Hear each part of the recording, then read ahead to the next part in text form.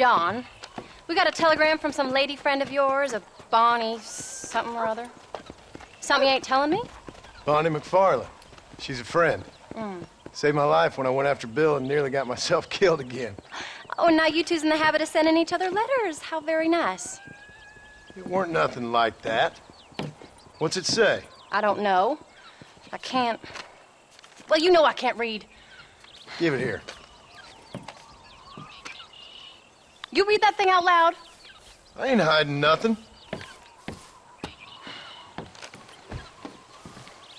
Dear Mr. Marston, stop. Need corn sacks. Stop. Emergency. Stop. Weevils and moths ate entire county supply. Stop. Can you help? Not exactly the most romantic request now, is it? I guess not. She saved your life, you say? Yes, ma'am. Well, then you're gonna have to help her and her family out. We've got a plentiful supply of corn sacks over near the silo. About the one thing Uncle didn't manage to have stolen while we was gone. Okay. Hurry back, John. And John, what's she like? You know. A little bit like you, I guess. She's a woman in a man's world.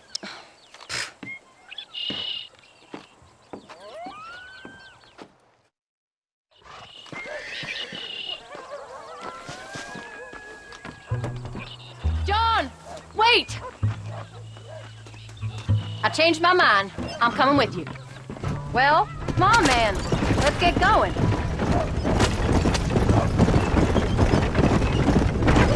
I don't think I can let you go off again without me. Fair enough. I'm glad of the company. You only had to ask. Ask? I was waiting for you to ask me. I thought you'd want to keep an eye on the boy. Oh, while you were off cavorting with cowgirls in the next county? I don't think so, John Marston. You only just got home. That Jack has seen enough of me for a lifetime. So, is she married? This Bonnie McFarland? No. What does she look like? I don't know. Pretty normal, I suppose. Normal? What? Normal like me? No. Normal as in 2 eyes, mouth, nose, that kind of normal.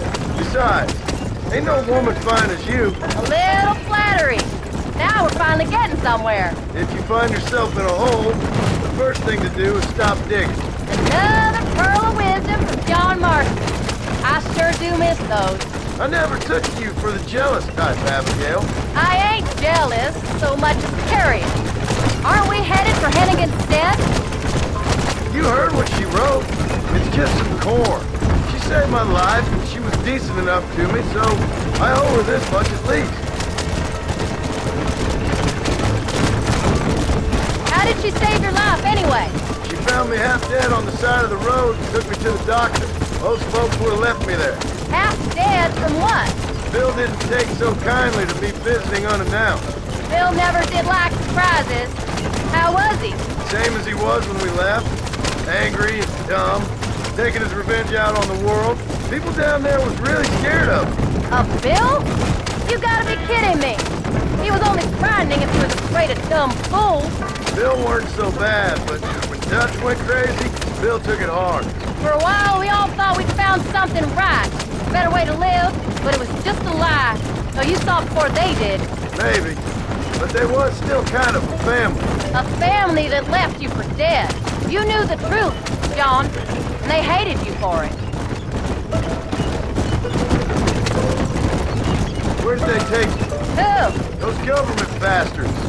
Where'd they hold you and Jack? I ain't sure. They kept their eyes covered there and back. Can't have been too far from here, though. They treat you right? It ain't the first time I've had a gun to my head, John. You're forgetting your marriage proposal. Very funny. No, they learned pretty quick what would happen if they laid a finger on me. Sons of bitches. It wasn't them or being there. I didn't care about that. I've been in far worse situations.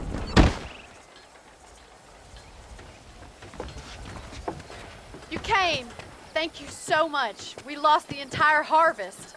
Miss McFarland, I'd like you to meet my wife, Abigail. Oh, ain't you quite the gentleman all of a sudden? It's a pleasure to meet you, Mrs. Marston. Likewise. Thank you for saving my husband's life. And for teaching the miserable old goat some manners, among other things. I didn't teach him anything. I know better than to try to change a man. You should meet my father. Oh, people can change, Miss McFarland. John and I have to believe that more than anybody. This is a decent first harvest for you, John. You should be proud. That's good land you got there. How are you feeling, Mrs. Marston? From what your husband told me, it must have been awful for you. I've been through worse, and I knew he'd be back before too long. He can't cook a meal to save his life. Abigail, in my darkest hours, when I was most homesick, just the thought of one of your rat meat stews kept me pushing forward. Well, about as amusing as a weeping saddle sore, ain't he, Miss McFarland? If you're gonna start yammering about women's work, John, I'd say you might be in the wrong company. I'd say so, too. I never felt so outnumbered.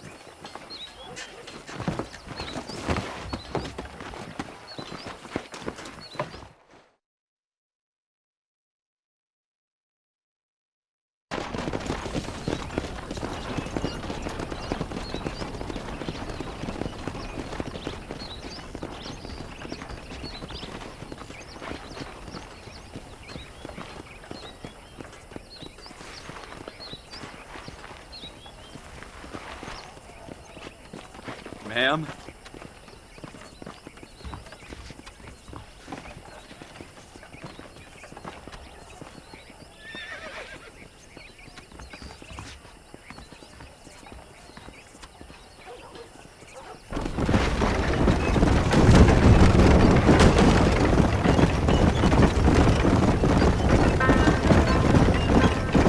So that was the famous Bonnie. That was her, all right. She's pretty. She's normal, like I said. Well, you always wanted to be a rancher. I'd have thought she'd be just your thing. The perfect rancher's wife, if I ever saw one. I already got a rancher's wife. I'm only teasing. I like her, and I'm glad she saved your life. Most of the time, anyway. The McFarlands are good people. She did blush redder than a shepherd's sunset when she saw you, though. I have that effect on women. You've clearly had one too many blows to the head. You ain't wrong about that, Mrs. Marston. That's quite a ranch they got there. That'll be us someday. As soon as we get back on our feet. I don't know, John. How many times can we start again? An outlaw and a working girl. We ain't exactly farmers. We are now. Forget that life. It's over. Do you really believe that? We have to. It's the only way we'll ever have a future. The life we led, that doesn't go away. It's never over. You think those government men are just gonna leave us alone now? The old gang's dead. I did what they asked. And that's it? A life of crime forgiven? We're back together, ain't we? Until they decide you owe them something else. Sometimes I think I was the stupid one for believing I could get out. Maybe Dutch, Bill, and Javier were just being honest with themselves. What are you going this way for? You ain't perfect, John, and I sure ain't. But you're better than they are. And they were. Maybe we can't change. But we gotta try, for Jack's sake. Even if we have to start again 100 times. It's better than going back to what we were. How's Jack doing? Angry, upset. He's been through a lot. I hope he's gonna be all right. It's gonna take time. For a while, his world was safe. Normal, even. Then it got turned upside down again. He ain't saying much about it. I've tried to talk to him, but how do you explain any of this? What do you say when he asks about Uncle Phil and Uncle Dutch? They were his family when he was a little boy. He hides away in those books of his. Wouldn't you? It ain't like the real world's done him many favors. He's just been kidnapped. He grew up with the gang. That's no life for a boy. We did our best to protect him. Come on, John. He saw things no boy should see. Well, now we got a chance to make it right.